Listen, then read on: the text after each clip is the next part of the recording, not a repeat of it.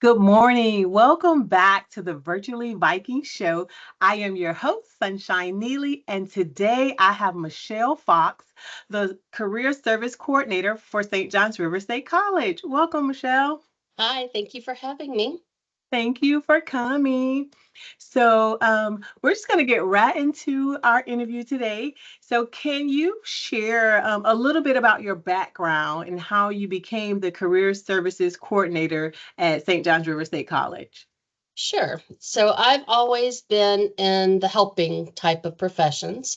I spent about 15 years in full-time ministry as a youth pastor, and then 7 years working at a nonprofit in a high school for dropout prevention. And I just found that as time went on, I was focusing a lot of my attention and time and effort on helping students figure out what they wanted to do What to with their do? lives, and kind of helping them learn how to dream about something. Because if they don't have any idea what's out there, they don't know what to dream about. And so it just kind of easily transitioned into higher ed, especially working for SGR State. Um, Kind of a similar type role that I have here that I had with the dropout prevention students, except it's on a higher Right. level. Yeah. That is awesome, and I'm glad you shared that because I was when you were talking, I was thinking, working in ministry and then the dropout prevention, it just kind of like built on an Hmm. extra layer here and then an extra layer here and Yeah, then to what you do now. So it was almost like it was a holy setup. it I don't know if was. we can say that on the radio, but it was like a Well, setup. It was like I'm preparing you for something else. yes. I always feel like there's no education and no job that you have that's ever wasted, because in Right. my life it's always kind of been this step to this step to this step. Um, Correct. yeah, so yes, I definitely feel like it's meant to be. This is where I'm supposed to That be. Well, we are glad to have you here at St. John's River State College. Now, in your role as career service coordinator, what are some of your main responsibilities? So there's a lot of them. There's like three, we put it into three categories, like the career Okay. exploration and guidance Hmm. type category, where students kind of figure out, like, who am I, what am I supposed to do with my life, and how do I get there. And then we work on things like resumes, cover letters, all of the artifact type things. Right. That's a big deal, trying to get all of that stuff formatted correctly, and all the little tricks of the trade. And then I facilitate experiential learning opportunities, things like not for credit internships, job shadowing, um, even like part-time jobs, full-time jobs, Oh, volunteering, wow. all of those sorts of things. And then with all of that, I plan all the career fairs and workshops and training, and do a lot of speaking, a lot of networking, Right. um, and then speaking classes. Usually a few times a week, I'm speaking in classes. Oh, that's cool. That's actually pretty awesome. I'll have to add you to my calendar of things. Yes. I have to give you more things. Now, I know when I was in college, this is a service that I definitely could have benefited from. I think it would have helped prevented me from taking unnecessary classes.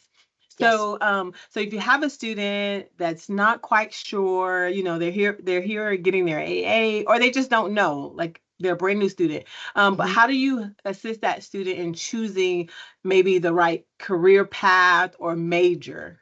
Okay. So I always advise students to start with the career and then figure out the major and then figure out the Mm, courses you need for that. And right. so to do that, we have assessments, and a lot of, what we have is online, Right. where you can kind of help yourself. There's 5 different assessments we offer online. The most important ones are the personality assessment and the Hmm. interest inventory, and then also the values assessment. We take all of those things together and kind of Right. match them. There's resources we have to match them to different careers. And then we look at those careers, we explore them, look at things like the expected salary and what a day in the life is like. And big one is job outlook. I have to be aware of what jobs are coming to the Jacksonville region. We're all part of the Jacksonville Right. region. What industries are coming? And help them decide, are they staying in this area? Are they wanting to move somewhere else? Take all of those things in consideration. So they start out with like a really broad idea, and we Hmm. help narrow it down to two or three different things. And from there, they go and they talk with one of our great advisors to help them determine, which courses go with which career, which major. Right. We can kind of pick a major. I can look at some of the universities in the area to see how they offer, what majors they offer that go into those careers, but then they need to meet with an advisor to see exactly what courses. And you're completely right. Sometimes students are just kind of, I'm going to take basket weaving over here and computer sciences and French, and at the end they don't have anything that really leads to a direct career or a Yeah. major. Right. Yeah. And it's so funny because I go into the high schools and I do classroom presentations about the college, and one of my icebreakers, I'll ask students, what do you want to be when you grow up? And we all go around the room, and sometimes students will say, well, I want to be a veterinarian, and but they don't like animals, and I'm like, Hmm. how about that? How is that going to work? Or they want to be a counselor, but they don't like people. And it was like, maybe we should think about something else. So I could Yeah. definitely see students, just out there doing their own things, but benefiting from some of the assessments to kind of get an idea of, what they're gonna love, or what their Hmm. interests are. So that's really cool. Yeah, yeah. And it's important they know their work values because, Right, do they want to work alone, or do they want to work in teams, or do they want to have work-life balance? Or are they all about the money? And there's right, nothing that's better than the other. It's just what fits you and what fits you right. at this stage of your life. And I'm glad you said this stage of your life, because that is so true. I feel like I've done some of the assessments in the Hmm. younger sunshine. I was about the money. And then as I got older and different things, life happens. It's like no longer about that. It's what fulfills me, what makes me Right. happy. What do I feel like I've helped someone. So it can change, and it's a good assessment to take, no Yep. matter, what type of student you are. And they're kind of fun. Some of Yes, them are they are. fun. Like Yes. I like that kind of thing. So Yes. Now, how I know you talked about part-time jobs and internships. So how does your department support students in their job search um once they graduate, or even if they're in class? So I help them learn, like I said, how to write a resume, help them refine that resume. That is one of the big things, is having a good resume Right. that really articulates what your skills are, what you've learned in courses. Um, we work on resumes and cover letters and all the little tricks. There's software programs called the applicant tracking system out there, and we have to be able to get our students past that applicant tracking system, and Right. that's a challenge now. So those types of things, and then also, where do you look? It depends on what you're looking What for. you're looking for, right? So we have resources for those things. One of the things I'm really excited about is we have the Viking Explore Learn Connection, Hmm. that we have introduced. And this is a way that we can connect our students with organizations and businesses who want to either host not-for-credit internships, like specifically for like AA students. We know that Right. our bachelor students have that opportunity. A lot of our AS students is built into their programs, but for everyone else, they need a way to get experience. So this Experience Learn Connection is great. We're connecting these students with organizations that want to host Right. um, these types of opportunities. And And that's it's yeah, it's easy. They just really just fill out a Microsoft form, say what they want. The business does the same. I go through and see if there's a match. There's not always a match, but when Right. one comes up, I'm able to contact that student and give them the information for that business or organization. That's an awesome opportunity. That's Mhm. definitely a really good resource there. So that's pretty cool. Yeah, Um, Now, is that service available? I know because so you're covering 3 campuses, correct? 3 campuses and online students and all of our alumni. Oh wow. So that is really awesome. So this career services is available to all students, online students, and alumni. So there's no Hmm. excuse. Take advantage of Yes. these resources.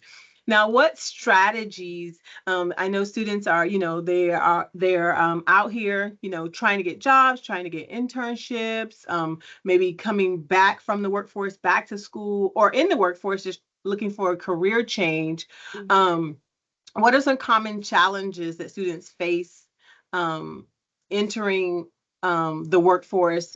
And then, like, how does your department help them overcome that? Yeah, one of the biggest challenges I see is students lack confidence. They don't Mm, recognize that they have the skills that employers are right, looking for. So if a student has taken NC 1101, they have learned communication skills. right. They need to learn how to articulate that into a resume and into an interview. Um, That is good. if they have taken an environmental science class, then it's likely that they did some sort of teamwork. Right. It's Yep. likely that they learn critical thinking. These are the top 3 things overall in all industries that employers are looking for. Right. So we need to highlight that on their resume and learn how to articulate that also in an interview. And in meeting with the students and explaining this, you see them all of a sudden kind of, oh, Mm-hmm. wait, I might Yep. be able to do this. And then when we can get them to also think ahead and start getting some experience, whether it's a job or an internship or even being a part of a club and leadership, volunteering, do something Right. in the real world, that helps a lot. That helps them to really kind of pinpoint what they know how to do, helps them to figure out, do I really want to go in this direction in my life? Right. It, that's what employers are looking for. And you are good. You are really good. When you said that, students have to, know that they're confident. And when you picked out that class and, that communication and the science and teamwork, I'm like, oh, Yes. yes, that's See, really it's all our QEP, quality enhancement program, good. core to career. Our Yes. students are being taught the things they need to have successful careers. They just need to know it. Yes. Yes. I like that. Go. I really like that. Now, networking is a big thing. It's Mhm. big no matter what industry where we are. So what strategies do you recommend for students to effectively network and build those different business connections on their own? Or- Yeah. Well, one of the great things is joining a club on yeah. campus.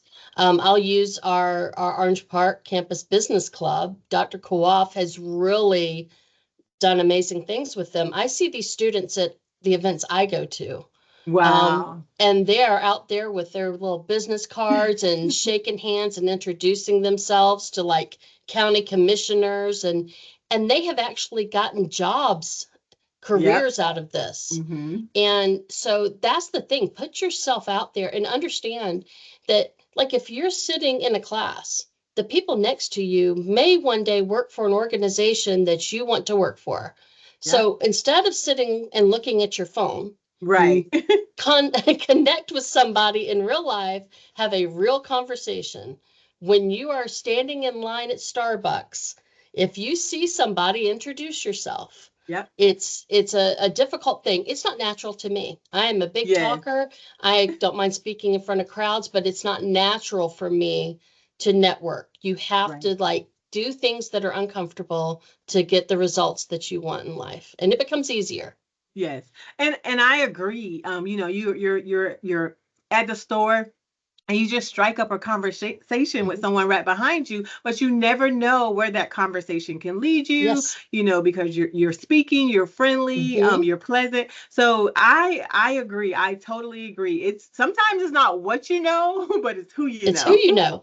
That's Yes. You're more likely to get a job through networking than any other Yes. way. Yes. LinkedIn is also a great tool. Yes. We recommend that. But even something like wearing an SJR State T-shirt, Mhm.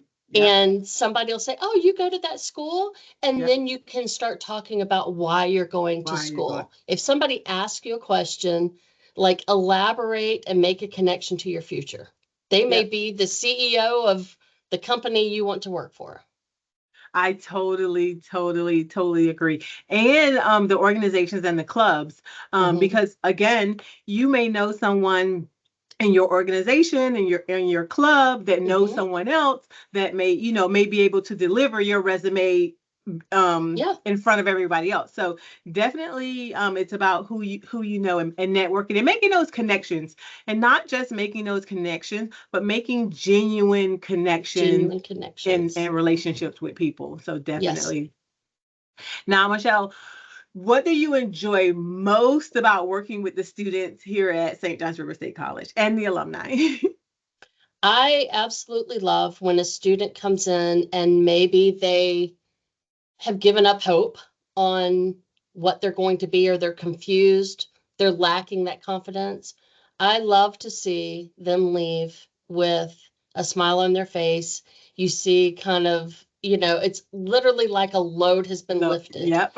and you see a connection. Or if I'm speaking in a class or something like that, and there's something that just sparks and they're like, Hmm. "Oh, wait, I can really do this." They Right. seem so happy, the idea that their future is out there, and that's why I do what I do. Yes, definitely. And that's where that your background comes into play, um, especially working with the students in your local high school, and then your ministry work. I can definitely see that coming into play, um, and helping students be successful. Now, is there a particular success story with a student or a business that you want to share with us? Yeah, I have two students, and I'll do it quickly. But I had a health information technology student, wonderful student. She had all kinds of leadership skills and great things. And she was not getting callbacks, when she would Hmm. send out her resume.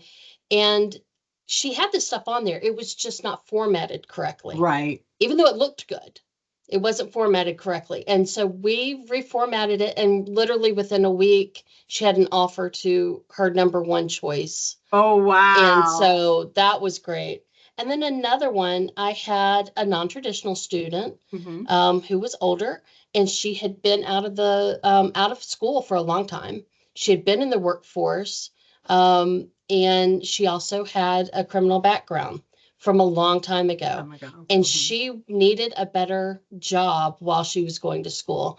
And she wanted something that was relevant to what she wanted to do, which I always encourage. Right. And so we researched and found organizations, businesses that would hire someone with a past, with a criminal history, and she was able to get a Oh, job. So that was very yeah. rewarding. Yeah. Yes. Yes. I'm definitely I have a heart for the underdogs, and Hmm. so I'm really like, you did what? We're gonna help you get this, and we're gonna figure That's this right. out. Yes. And it's just so the I think the student is very, grateful that someone took the extra time to spend with them to help assist them. And then it's just the right thing to do. So it's a win-win for everybody. It's a win-win for everybody. If somebody that is not able to work or not It able to have if they better themselves, they sells. better our Exactly. society, they're Exactly. productive, they have purpose. And they're leaving. I mean, I don't know if they have kids, but they're leaving a legacy, for their kids. It's like, Yes. people make mistakes, but let's move forward and then look at me Hmm. now. So that's really awesome. Yeah. Now I know you to build those relationships that you have created with different businesses and employers. How are you doing that? Are you a part of advisory boards, Mhm. different Yeah. partnerships?